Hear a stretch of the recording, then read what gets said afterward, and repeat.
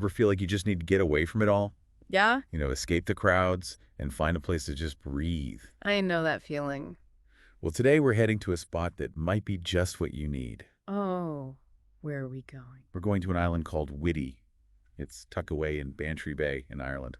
I've heard of Bantry Bay, but not Whiddy Island. What's it like? It's small, secluded, the kind of place where time just seems to slow down. Sounds peaceful.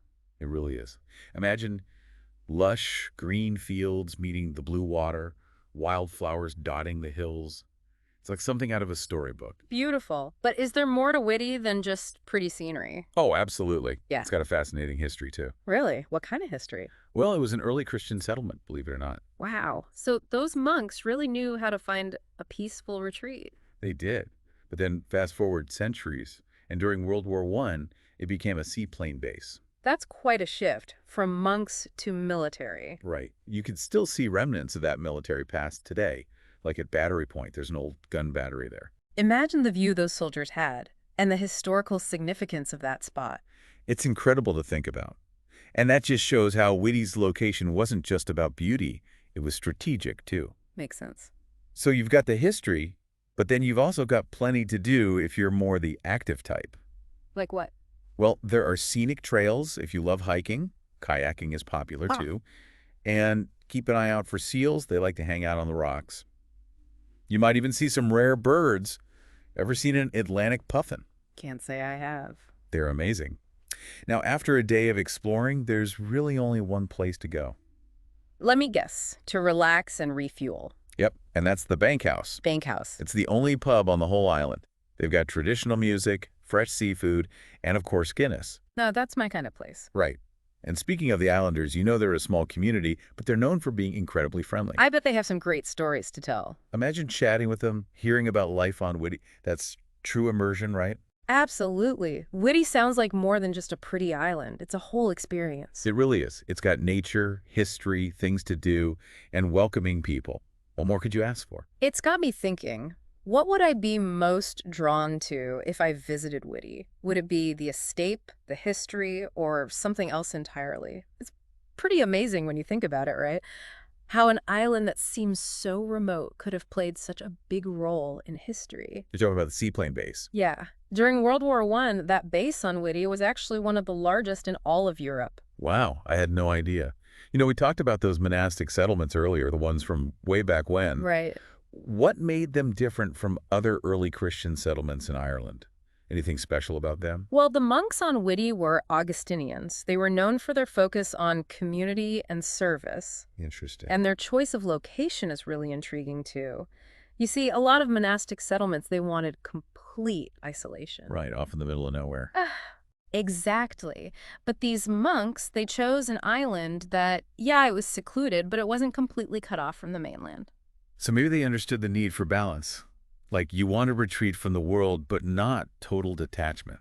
Yeah, I think that resonates with a lot of travelers even today. Makes sense. It's a different kind of escape. Definitely.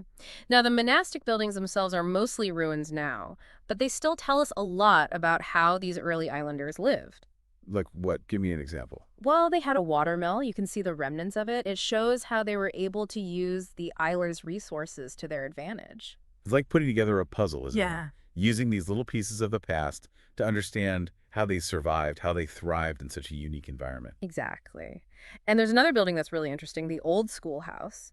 It shows how committed they were to education, even way back then. Even in such an isolated place. Right. The schoolhouse itself is fascinating. It has these thick stone walls, tiny windows. You can tell they had to deal with some harsh weather out there.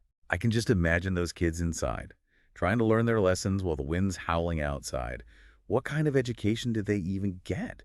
Was it all religious stuff, or was there more to it? Well, actually, it was surprisingly well-rounded for the time. Alongside religious teachings, they learned practical skills too. Stuff like farming, fishing, even basic navigation. Essential stuff for living on an island. Makes sense. They had to be self-sufficient. Exactly. And that spirit of self-sufficiency, you can still feel it on Whiddy today. Even with visitors coming and going. Oh, definitely. They welcome tourists, but they haven't lost that sense of independence, that local pride. I think that's a big part of the island's charm, isn't it? It's not some tourist trap. It feels genuine, unspoiled. You nailed it. Now, You can find some modern comforts on Whiddy, don't get me Oh, wrong. I'm sure. You've got your guest houses, your cozy cafes, but what really draws people in, it's that untouched beauty and the warmth of the people. Speaking of cafes, are there other places to eat beside the Bankhouse Pub? Oh yeah, for sure. For a small island, Whiddy actually has a pretty good variety when it comes to food.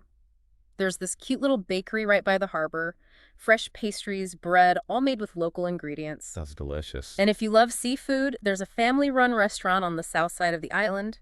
They serve the catch of the day, super fresh. See, this is why I love exploring these hidden gems.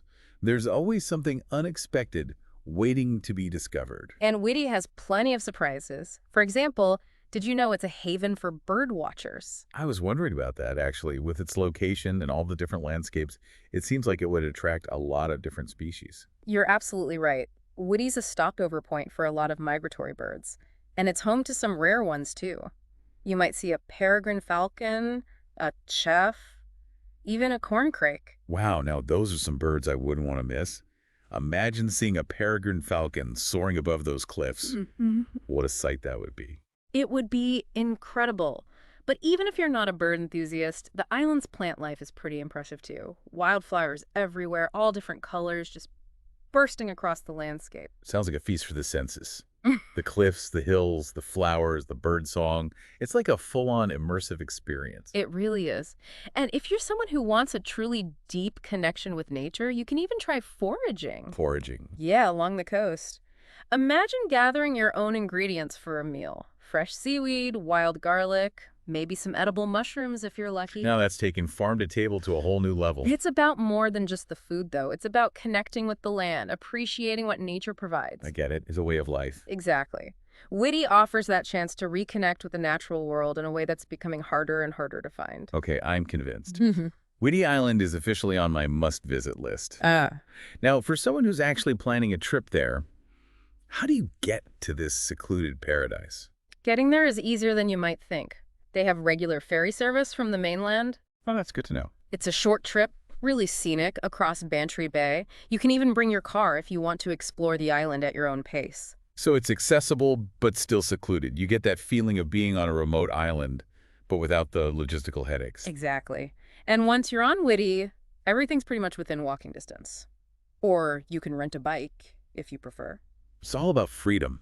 Wandering, exploring, discovering at your own leisure. That's the beauty of it. It sounds like the perfect place to unplug, unwind, reconnect with yourself. It really is. Whiddy Island is a place where you can slow down, take a deep breath, and just enjoy those simple joys of life. And in today's world, that sounds like the ultimate luxury. Huh? Okay, so I'm thinking about someone who's maybe used to a more planned out vacation. You know, they like to have their itinerary set. Right, the go, go, go type. Yeah, exactly. Yeah. What advice would you give them before they go to Whiddy? I'd tell them to let go of that need to control everything. Yeah, Whiddy is not about checking things off a list.